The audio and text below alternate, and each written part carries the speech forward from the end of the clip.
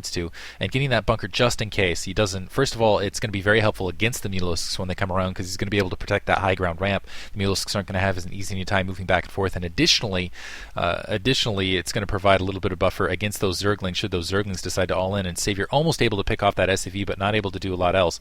And this is going to be the critical stage of the game. Bogus looks like he's already stimpacked once, but before these Mutalisks are even in the air, Weapons 1 has already been upgraded, and I think range is actually going to finish in just a couple seconds here, so these Mutalisks are going to be absolutely stymied.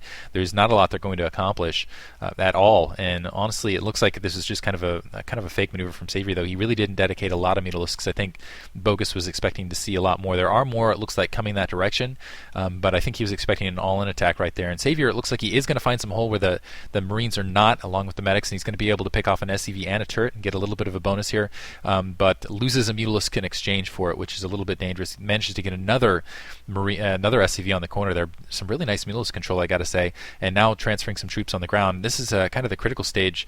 I really don't know that Savior's going to have enough to really fight this army back as well upgraded it is, as long as there's enough turrets, enough Marines on the ground to provide some background defense. And it looks like a siege tank is also going to be produced.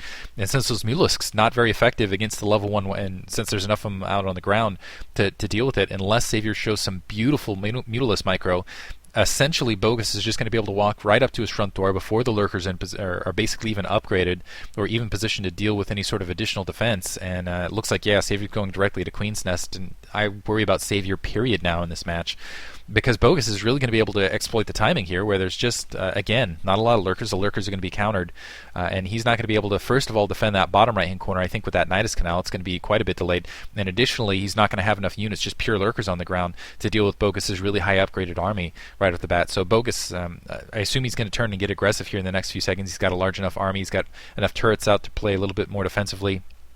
Waiting for that siege tank. You can see the fire bats now in that army. Supplemented, going to lose a turret right there because no SCV nearby to repair it in time. But starting to move out here. Savior's still trying to play a little bit of position, still trying to be a little bit frustrating and annoying, taking down both turrets. And again, some beautiful Mutalisk micro in that regard. But kind of, I almost feel like it's not an empty threat, but that threat is, oh, if you move out with those Marines, I'm going to come up and destroy you. But this what it's supposed to be is a containment force. Also got to buy. It's going to try to buy Savior some time to get that Nidus Canal up, to get troops to that bottom right-hand corner. But honestly, what is this? 4 lurkers versus 3 siege tanks and a large medic marine force with the science vessel already overhead. Nice save there, actually, throwing that Zergling in so that second hit didn't land on that additional lurker to lose a lurker right off the bat. But I don't know how long these lurkers are going to survive. There's plenty of turrets to the north. Those Mutalisks really don't have any place to go.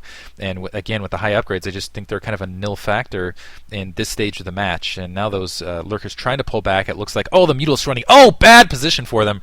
And an irradiate. And now Savior definitely does not have the troops to defend.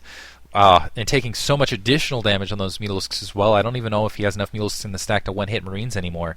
So he actually, ouch. He's got a couple lurkers, and it looks like he will have the hive up, but I don't think he's going to have anything to even defend his main now. Okay, it looks like he does have enough for one hit. See if he can pick off the tanks, but honestly, okay, it looks like he managed to get one tank, but honestly, I don't think he should have dedicated to the attack right here, because he's going to end up losing, again, precious lurkers. He's only got 2 left.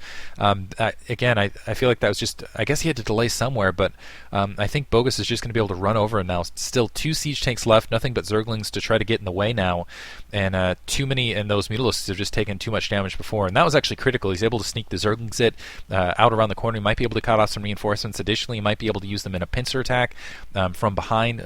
Run up with those Zerglings, make sure those Marines get pinned in, so when he brings up the additional lurkers, might be able to wipe out this attack force, but that's going to be critical. I think that's Savior's only option now at this stage, is to get lucky with a pincer attack, and he's running in now. There it is. Lurkers pushing in, Mutalisks from up above, the Zerglings from behind, and he is going to be able to kill a lot of Marines, but is he going to be able to get them all, plus the siege tanks? And it looks like he is going to be able to get one of the siege tanks. Is going to be able to get the... No, he's not able to get the second siege tank, unfortunately. But really empties that front door, and more science vessels. Managed to take out one science vessel. Now he's going to get the second siege tank, but still another grouping of medic marines now pushing up, and they are on the verge of level 2 weapons, level 1 armor. Savior is still running on a skeleton force, and no, he doesn't have his lurkers burrowed. He's going to lose one before it's even planted almost, and their science vessels are going to continue to come down. There's level 1 armor. and you're just going to see the irradiates flow. Nidus Canal is going to be built, but Savior just is spread so thin. He doesn't have enough to defend his holdings, and it looks like right now, he knows that he's got to get something done. He was hoping to catch Bogus, then an off macro point, was trying to catch him right when he wasn't looking. Unfortunately, didn't get it done, and now we're in full full SK swing. Savior actually taking that 3 o'clock, even knowing that he can't hold it, maybe just to try to grab some economy into the late game, or maybe to try to force units are headed that direction, but maybe to try to get an over-dedication that direction.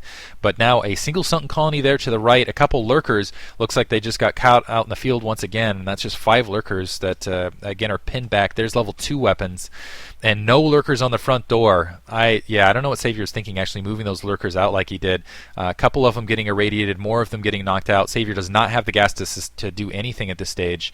Oh, man.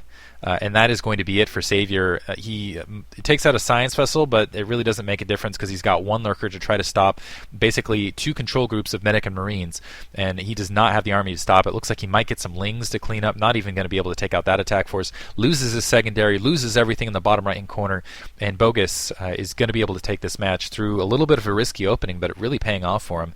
And I think that was actually very clever, especially knowing basically how Terran like to play this map, and now 2 dropships coming into support, and that is definitely GG. It was GG before. You didn't need these dropships to win this match and move forward, but this is going to be kind of that final hammer blow right there. So I hope you guys enjoyed it. Savior losing the initial match. He's going to go into the losers match. Bogus, the winner, he's going to go into the winners match. Thanks for listening, guys.